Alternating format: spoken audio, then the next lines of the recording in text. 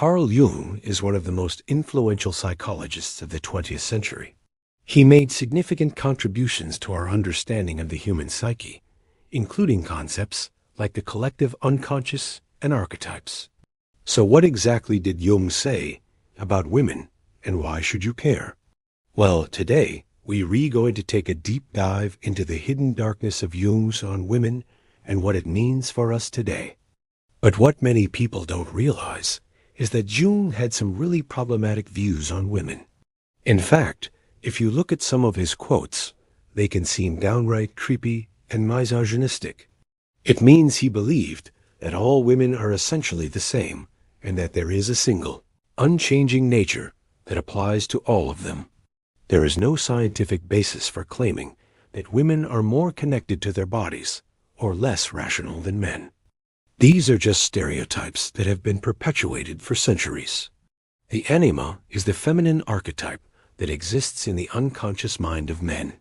And Jung believed that the anima is inferior to the masculine conscious mind.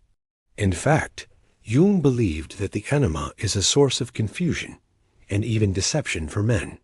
He thought that men who are dominated by their anima are more likely to make mistakes and act in irrational ways.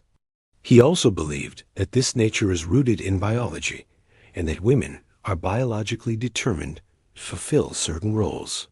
He believed that women were less evolved than men and that they were more primitive. The Nazis used the mandala as a symbol of the German nation. Jung's views on women were deeply flawed, and they reflect the sexism and misogyny that was prevalent in his time period. His beliefs were based on stereotypes and biases rather than on facts and evidence. And they saw the German people as being part of a larger Aryan race that was destined to dominate Europe. We need to challenge these stereotypes and biases and work to change them.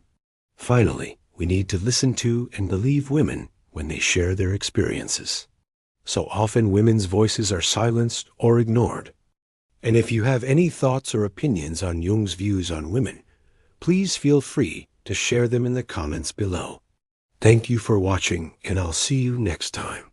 But it's crucial that we listen to them and believe them. Jung's views on the mandala and the feminine principle are disturbing because they reduce women to being nothing more than objects of male desire, and they ignore their individuality and their humanity. He also believed that women were more focused on the past than men, and that they were less able to adapt to new situations. By being aware of the dangers of essentialism, listening to and believing women, and challenging stereotypes and biases, we can work to create a more equitable and just world for all genders.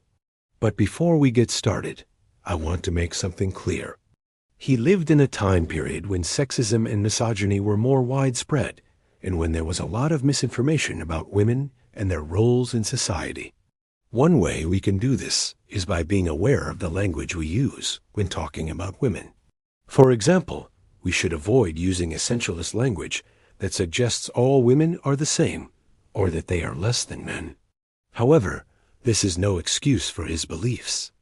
We should not simply dismiss his views as being outdated or irrelevant. This is where things get creepy, because Jung's concept of a mandala reduces women to being nothing more than vessels for procreation. It ignores their individuality and reduces them to their biological functions.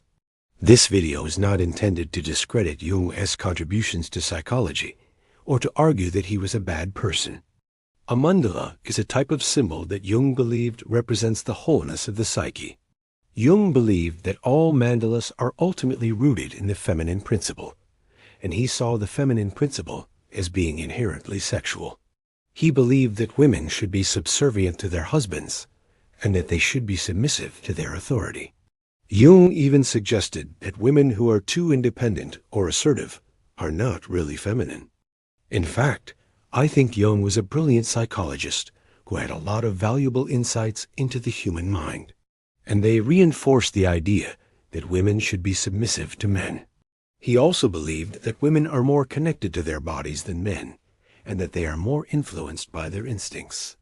Jung even went as far as to suggest that women are less rational than men, and that they are more prone to irrational behavior. However, it is important to be aware of the limitations of his work and to acknowledge that even brilliant minds can have flaws. Well, for starters, they ignore the fact that women are individuals with their own unique thoughts, feelings, and experiences. They are not just biological machines that are programmed to be mothers. Essentialism also ignores the social and cultural factors that shape gender roles. Jung believed that women's roles were determined by their biology, but he didn't consider the ways in which society and culture may also play a role. And one of Jung's biggest flaws when it comes to women, he had a tendency to essentialize them. What does that mean? For example, Jung believed that all women are essentially mothers, and that their primary role in life is to bear children and nurture those children. So what's wrong with these beliefs? Finally, essentialism is simply not accurate. Another thing that Jung got wrong about women is that he often portrayed them as being inferior to men. Jung's beliefs about female inferiority can be seen in his concept of the anima. Jung's beliefs about female inferiority are also evident in his views on marriage. Of course, these beliefs are not only inaccurate, but they are also harmful. They perpetuate the stereotype that women are inferior to men. Now let's talk about the creepiest aspect of Jung's views on women, his concept of the mandala. In fact, Jung believed that the mandala represents the womb of the Great Mother. Jung's views on the mandala also have a lot of similarities with Nazi ideology. So what does all of this mean for us today? It's important to remember that Jung was a product of his time. Instead, we need to actively challenge them and work to dismantle the harmful stereotypes and biases that they perpetuate. We should also be aware of the stereotypes and biases that we may hold unconsciously.